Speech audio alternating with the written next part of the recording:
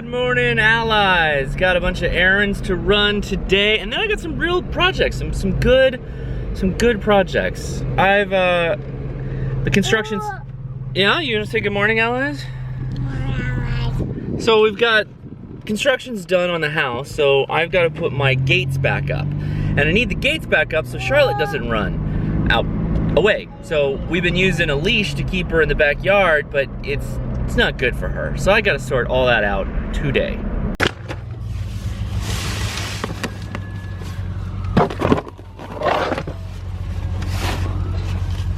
God.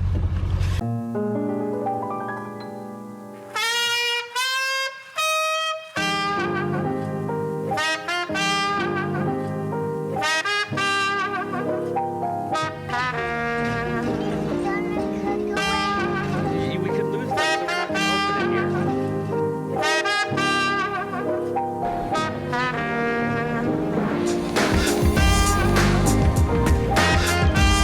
Today is Sunday. We know that means Leia goes to her family's house. That means I can work on my 2 gate projects, so we can hopefully knock it all out so Charlotte can go in the backyard and explore freely. Let's get started.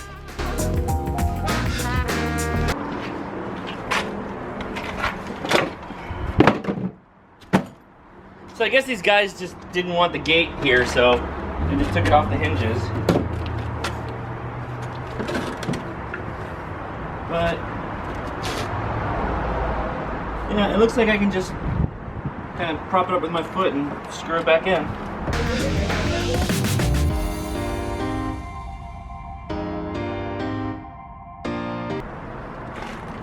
What's funny is I like these screws so much, these decking screws, that I end up like throwing a handful of them in like plastic bags and putting them in my, keep them in my tool bag just in case I need them.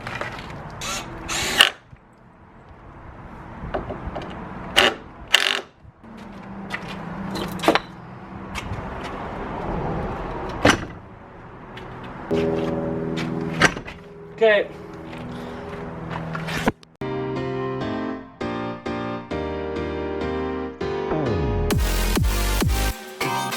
So here we have a bit more of a problem, and it's largely because of the way our plans and our remodel went down. This whole extra foot of area is all new. The house only went out this, it was very wide, and I put up a 2x4 up against this, what was the old wall, and that's where I mounted the gate latch to. But as you can see, we've come out about 2 feet. That means I'm gonna have to take the gate that I have, take a couple slats out of it and reduce it, and I used metal bracket frames to build the gate, so this is gonna take a little bit of effort, and I'm probably gonna have to lose about I'm gonna have to remount the hinges, and I'm gonna have to lose a couple of this is gonna take longer than I thought. Let's show you part of the problem. So I installed this 2x4 and anchored it to the cinder blocks. So it's well and good, but the hinge mount was down here, so I'm going to raise the hinge mount up, and I'm going to have to probably saw the bottoms off of the fences to make it all fit, and then of course just remount it. It's an inward opening gate. Not a huge deal, but still, this is a much bigger project than initially expected.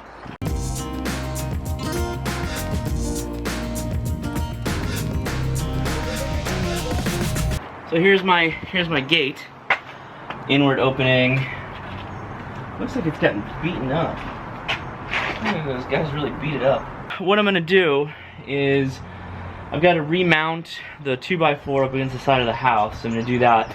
Then I'll measure the opening, and I'll take off the bracket from the verticals, take this stuff out, take out a couple of slats, cut, bring it all back together. So it used to be something like this. Okay, step 1 is just going to be pull all my hardware off, so let's do that now.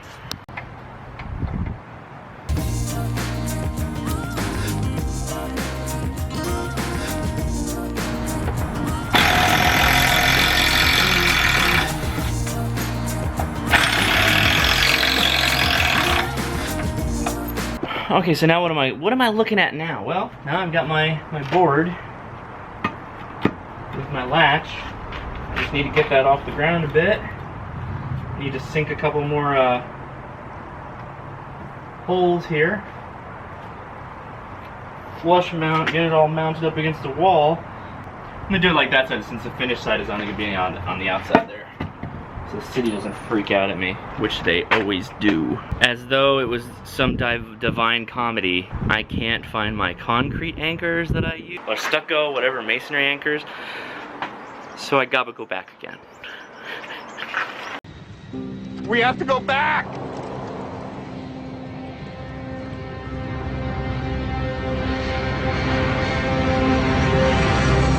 So I'm gonna take a bit of a gamble here, and I'm gonna go to Osh, because I don't want to drive all the way to Home Depot. I think they have the anchors that I need. I hope they have the anchors that I need. I decided to make it easy on myself. I'm gonna use lag bolts instead.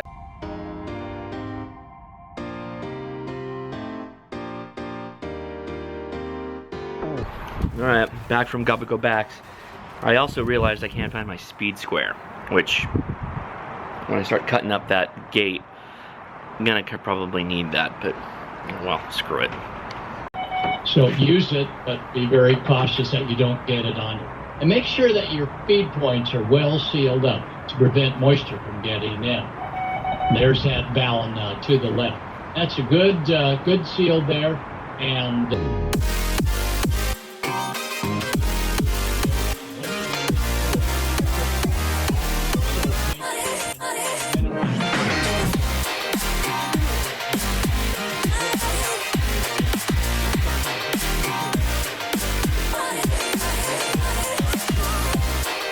Holy smoly.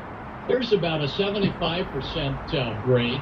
This coax came from overseas. It was bargain coax, had a ham fest, came in a 100-foot roll, and was touted to be the best in the West. Yeah, that'll be great for a tunnel, and you needed a leaky coax cable to radiate the signal within the mine shaft or the tunnel. Here's another one. You can almost get away with this on the lower bands, but signal's going to sail through that NF. 35 and one, never, ever in supplier, and make sure that if you can run the big stuff, do run the big stuff, and that way you'll have minimum RF losses. So that's my story on plumbing. Always try and get the largest coax cable. LMR 400 is... So to be as open and honest as I possibly can, this is a 12-volt battery, really anemic, and these are also pretty anemic tools. I don't know if this is going to cut through a 2x4 or not. This is probably the upper limit of its capability. It's definitely not... Yeah, we'll see.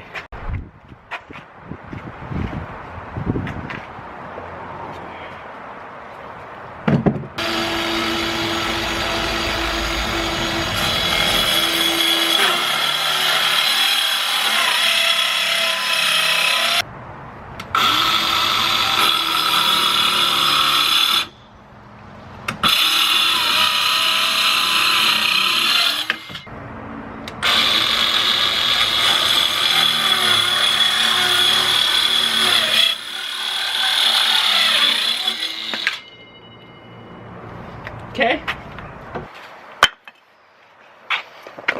I mean, it takes two cuts because this isn't a 2-inch blade, but it goes through just fine.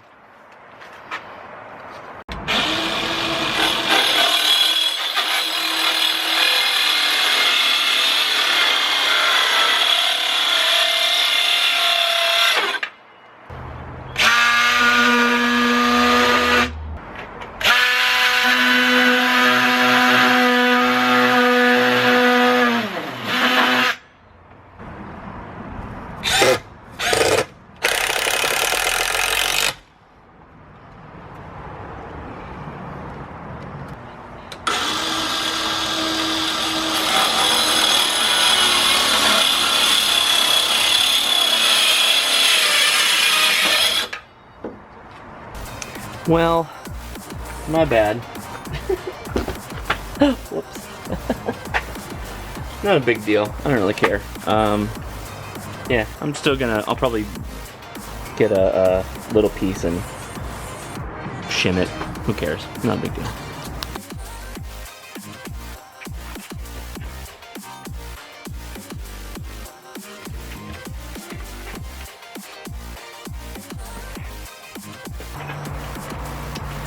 Problem encountered. Well, it is the right size. This is too short now. My support. There's going to be a good chance for radio propagation. So in between all of these solar storms, you might actually get a chance. So let me show you what's going on here with the X-ray flux. As you can see, we've actually been brought up to the seafloor. This is the seafloor here. Line right here where we So they don't fall out and turn the board over. I hate this drill. I'm not liking this drill. It unchucks. The chuck just, it gets really loose. Just, ah. Now we're going to solder.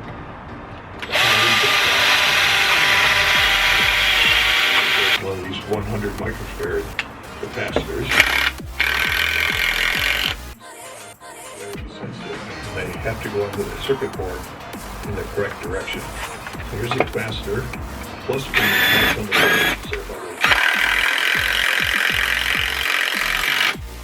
minus the basic outside of the board.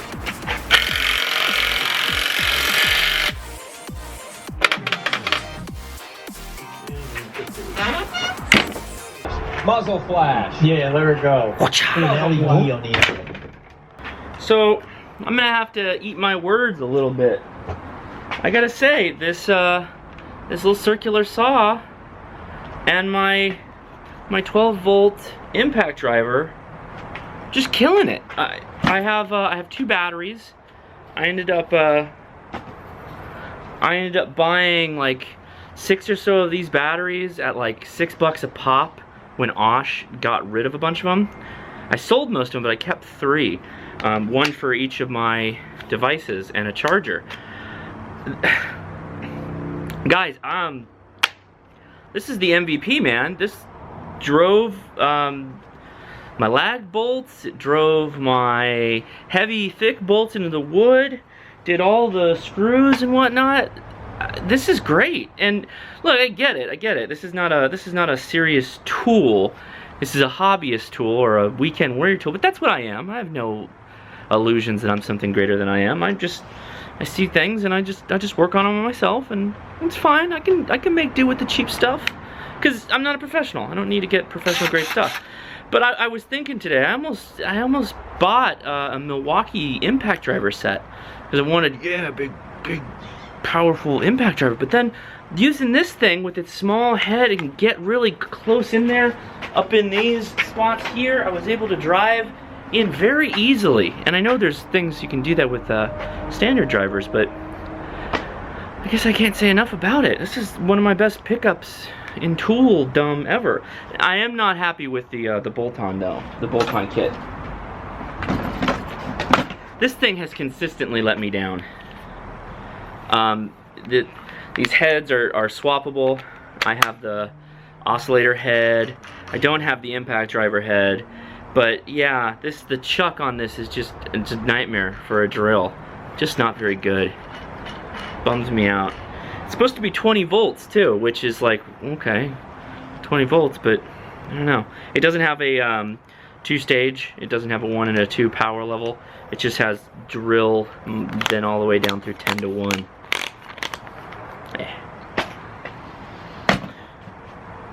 Feel good, feel productive. I think there's a leftover beer in there, in that refrigerator. It's calling me. Let's get it. Well, I stretched my handy muscle for today. I'm feeling very accomplished. So I am going to treat myself to this Iron Sunrise IPA. I'm also gonna go take a bath, and I'm gonna do my shaving. I like to shave the under the neck, and I'm gonna do a nice beard trim. get real clean, get real cleaned up. So I'm gonna leave the camera here. I'm gonna go take care of that. All right, guys. So sorry, you wait. Whoa. All right. So the bath was glorious. I'm all clean now. Very good, very good. But I am tired. Oh my God, that fence really took a load out of me. So I'm gonna call it a day here, guys. I was gonna throw my antenna up.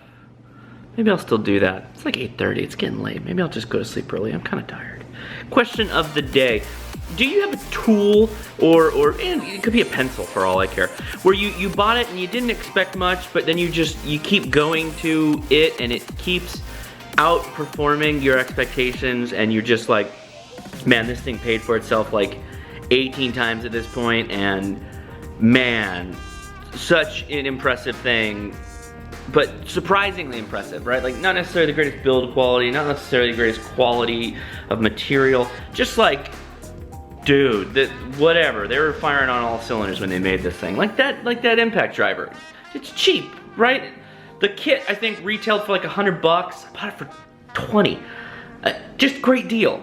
And it's just killer, so yeah. Anyway, tell me what you think. All right, guys, talk to you tomorrow. So tomorrow is Labor Day, and I am gonna go to a friend's house for a barbecue. The whole family's gonna go. So that should be fun. I'm hoping maybe there might be a pool, some pool access.